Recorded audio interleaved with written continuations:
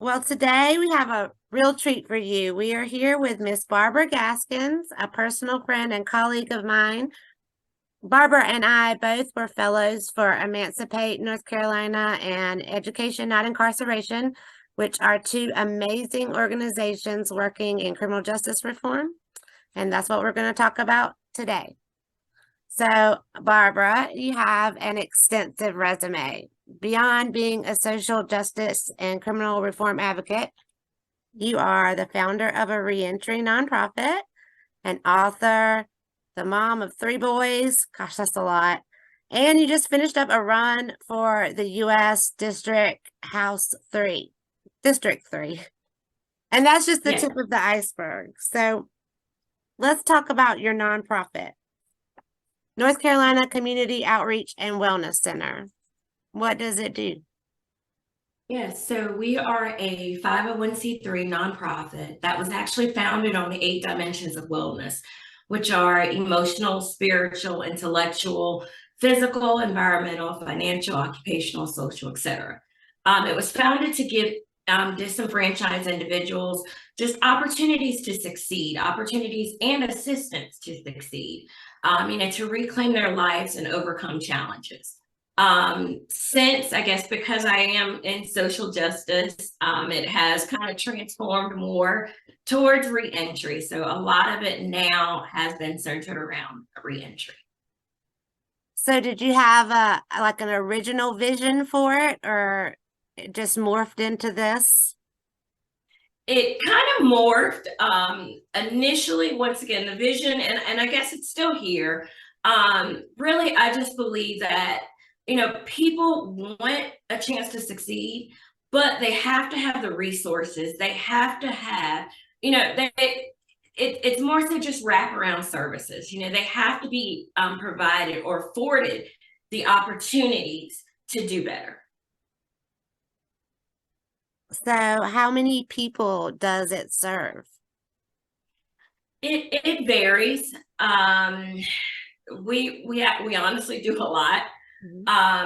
For instance, in 2020, we actually went inside the Pitt County Detention Center, and I'm actually certified in risk needs assessments. The WARNA, which is Women's Risk Needs Assessments, as well as the CMI, see, it's case management inventory. I'm sorry, but yeah. So what we were doing was just going in, working with the detention center. It's maybe about 20 to 25 guys and maybe about 10 females.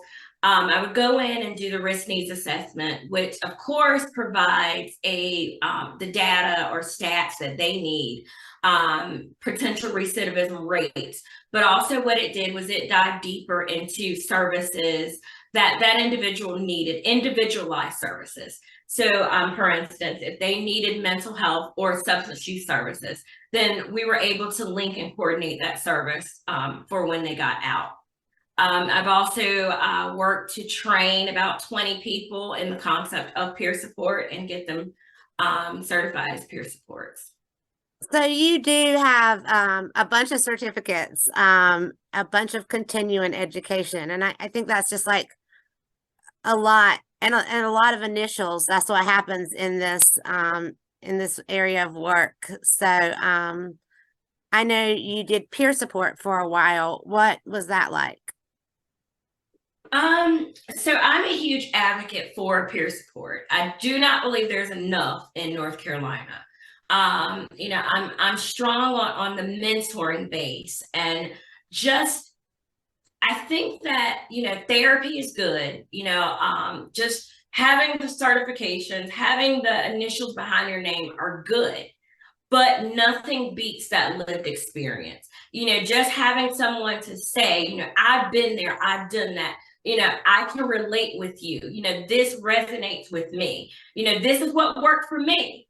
And just offer those suggestions and just being there to sometimes people don't really want therapy or don't really want a solution. Sometimes they just need to just sit and just have someone there that can just say, like I said, I support you. I understand what you're going through. I'm here for you. I'm here to listen to you.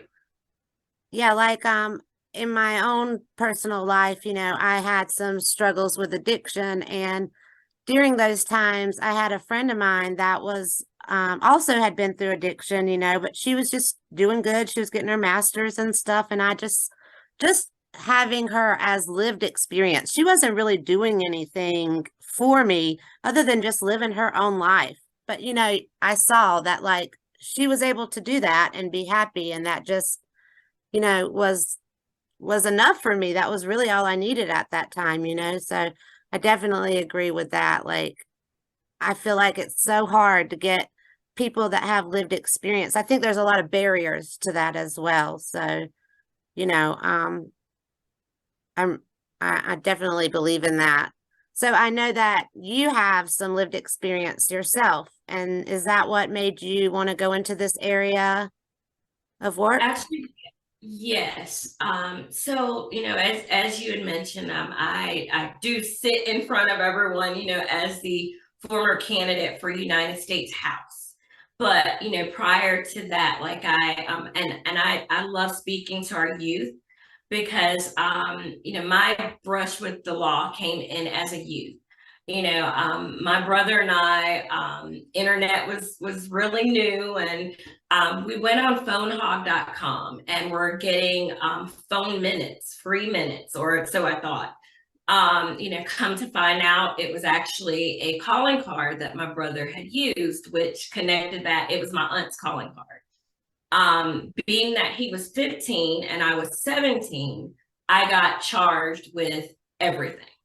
And our courts do not favor poor, black, brown, substance use, where it's not favored in the court. And then if you don't have lawyers, what have you, you kind of are in the midst of the law. So with my case, they held it until I turned 18.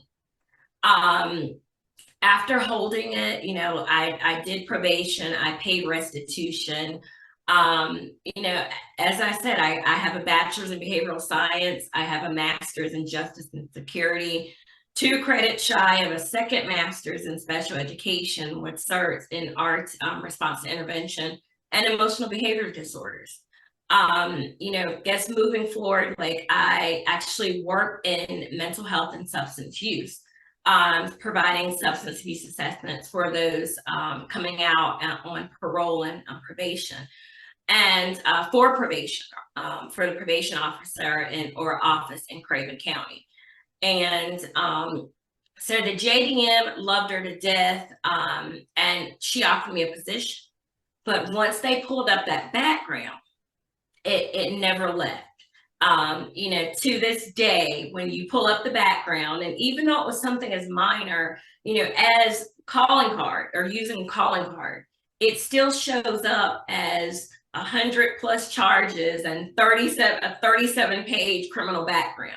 So it's like you never get over, you never grow past that criminal background.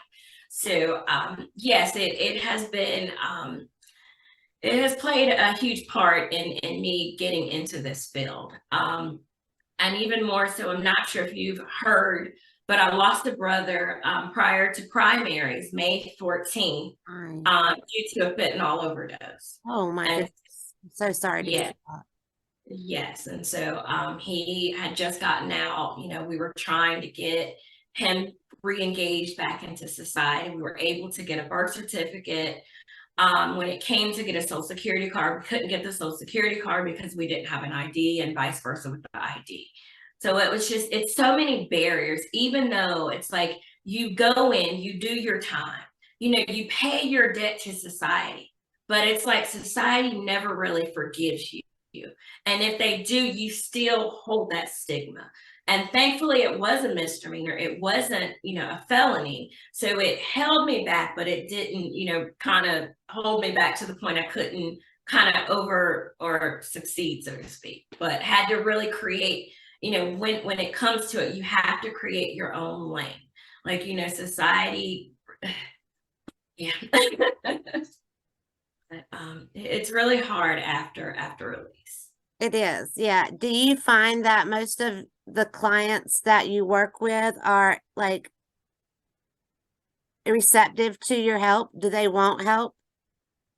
Absolutely. As I said, when we went inside the detention center, a lot of that was just being able to know that they had someone that they could trust, that wasn't an officer, that wasn't a CO, that, had been through what they've been through or could relate. And I think that really resonates with people when they know that, and that goes, excuse me, back to peer support as well. When they know that they can trust you, when they know they have a listening ear and they have someone that's really there to help them without an ulterior motive, that really just builds trust and it motivates them. So when you had your own issues with the court system, did you feel that there was someone there for you to help that helped you? I really don't. I guess as being a youth and, with it being so new at the time, it was like I ran through barriers. Also at that time, I got pregnant at 18. And so like the community service was kind of hard for me to do because I had to go and clean up and, I was 88 and a half pounds soaking wet and, trying to gain weight for pregnancy and, having to comply with probation and with community service. It was hard. It was really hard. And so do you think that's what inspired you to do what you've done now? Absolutely. Absolutely.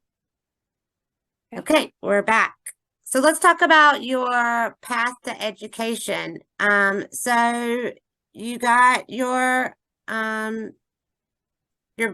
bachelor's in behavioral science, and then you got your master's in, what was it in? It's Justice and Security Administration. Justice and Security Administration. Okay. So that's kind of like criminal justice. Oh yeah. Yes, it is. Okay.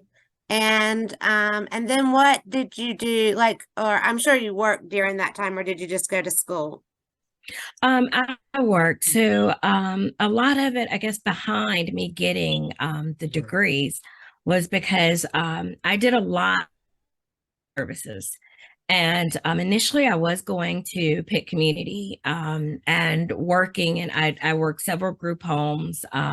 Many years ago, it was called, before it was like community support team, it used to be community-based services. And so I worked in that. I did a lot of mentoring. Worked in level 2 and level 3 group homes. So yeah, a lot in human services.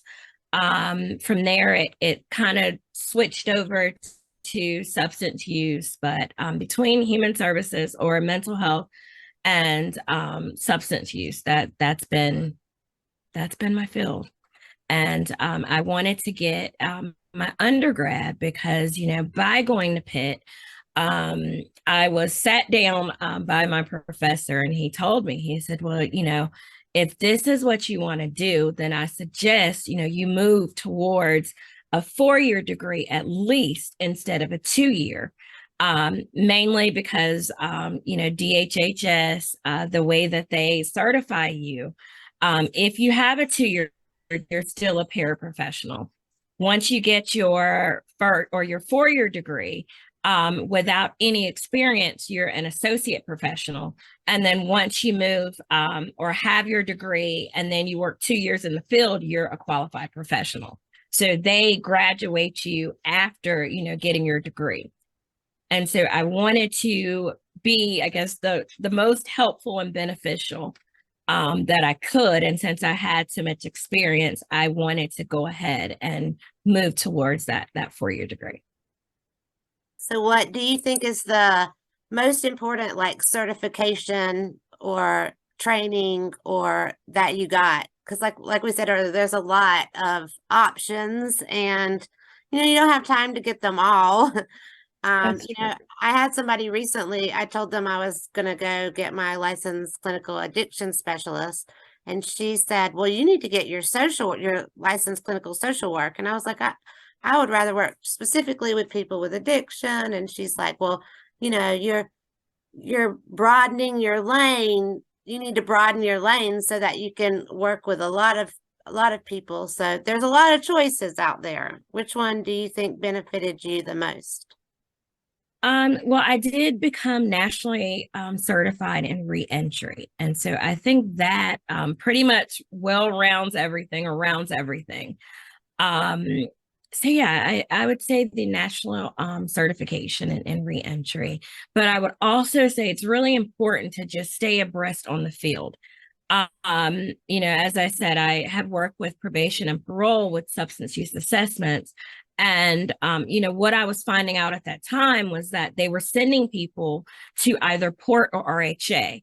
But when it came time to understand that, more resources were needed, they fell short.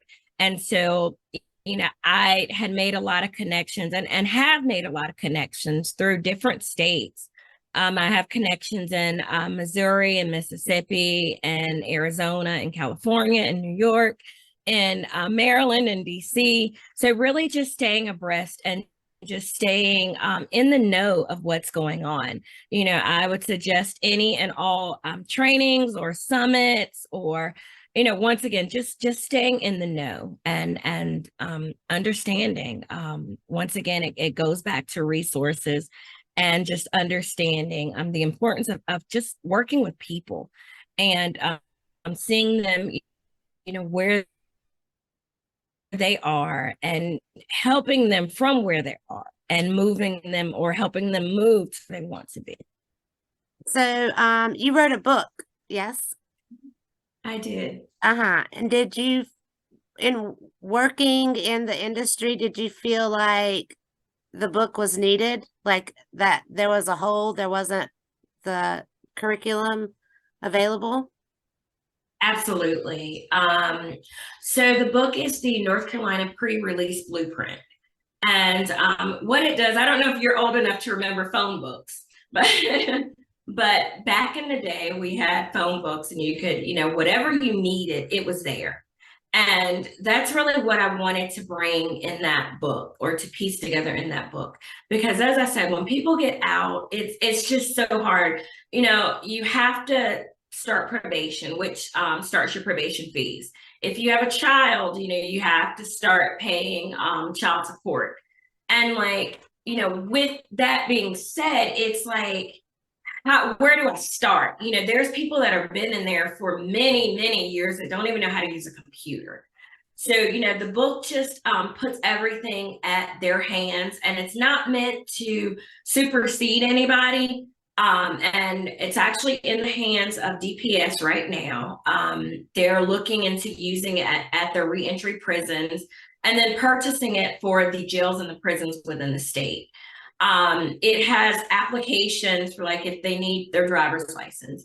It has the applications for Social Security cards so that, the case manager can work with them while they're incarcerated so that upon release, they're more ready to just get out and navigate the system or navigate back into society.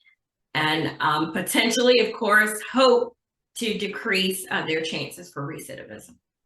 Is it the type of book that somebody can work through on their own? Like if you buy the book and send it to someone in prison? Yes. It's available on Amazon. And yeah, like I said, it is really just a workbook, as you said, that they can work by themselves individually or, with a case manager. It breaks down just pertinent information, such as them getting their identification so that, prior to release, they can have access to their driver's license, their social security, just getting their birth certificate or other information. Then it talks about transportation. It breaks down various transportation routes, or if they need transportation, it just really just, like I said, helps them navigate back into society. And so what do you feel like is the biggest barrier to avoiding recidivism after you're out? Um, I would say society just readily welcoming people back in, understanding that yes, they have committed a crime, but they paid their debts to society. They should be able to have just general things such as a driver's license, access to a driver's license, access to a birth certificate, access to a job, access to affordable housing. It's really important that resources are provided to these individuals and wraparound services.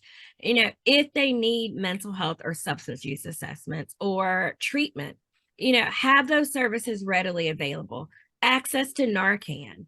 um and the thing is what people don't realize, those first 90 days are really detrimental to an individual, because once they get out, you have the potential. A lot of people want to do right, but using my brother for instance, when your back is against the wall, what do?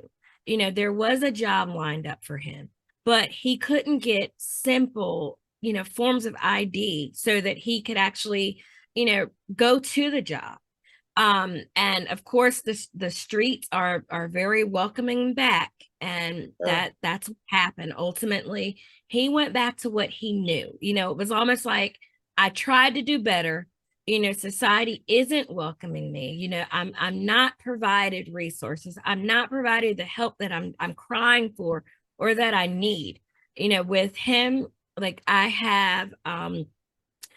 have his information from when he was incarcerated, where, when he was behind the walls, he was getting opiates. He had gotten hurt and he was getting opiates. But, getting out, a lot of people aren't aware of collateral consequences. Sure. And so, a lot of that is holding, our returning citizens back.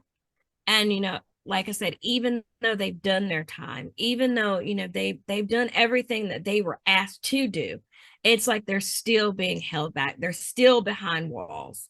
But with my brother, I actually have letters that he wrote to the judge. He wrote to the CO saying, I have a problem, help me. And it went to deaf ears. And that's what's happening. A lot of individuals are falling along the cracks or within the cracks. And actually, there's people in DPS that have actually told me that they see that it's happening. And so moving forward, it's how are we going to change this? And in order to reduce recidivism, this is something that we're really going to have to look into. And as a society, just help these individuals. We're only as strong as our weakest links. And at that time, those are our weakest links, but they have a story. They have a testimony that can actually help others, which, as we said before, it can help with the peer support. It can help our youth. Our youth, our at-risk youth, some of the stories from those incarcerated can be motivation for our at-risk youth to turn them around. But we have to first give them a chance. Definitely. I know when I got let out, I just had a prison ID and the clothes that were on my back. They didn't even care if somebody was going to pick me up. They were just like, see you later. You can walk out of here, So, and then nobody would take your prison ID, which I thought was crazy because it's a state ID. I couldn't even go to the bank and use my prison ID to get money out. So, Amanda, here is your reminder. And then Alexa. what they won't tell you, Alexa, stop. Alexa, DPS stop. DPS has also said that they have talked to DMV, and like they're supposed to accept IDs or prison IDs, but I think with our state, a lot of the issue is like connections. We're all small, teeny pieces, but no one is connecting. And so that's also another issue. Yeah. So that brings me to my last question. What do you think just a regular person could do to help other than vote? Because definitely we all need to vote. But what could somebody that cares about justice reform and social justice, what can they do? I would say just get active. Whatever you can do within your community. I mean, the jails are begging for volunteers. Jails, mental health agencies, substance use agencies. They're begging for, caring individuals that want to lend an ear. And honestly, when you think about it, a lot of us have done crimes and just not got caught for it. So, we have to be very wary. Like, we have to be more accepting as a society. So, just being more accepting, just being more understanding, being empathetic. And of course, like I said, volunteering, just advocating for those that don't have a voice, be their voice. And you take volunteers at your nonprofit? Absolutely. Absolutely. And that was again called what? North Carolina Community Outreach and Wellness Center Incorporated. Awesome. All right. Well, thank you so much for talking to me today. All right. Thank you so much. And of course, if you need me, I'm more than welcome to talk to anyone. If I can help in any way, shape, or form, just call me. Oh my gosh, you will regret that. No, I'm just kidding. I'm just kidding. Okay. It's always good to see somebody that like has it together. Oh, Lord. I guess face only. We all have issues. So, Well, thanks a lot and have a happy holiday.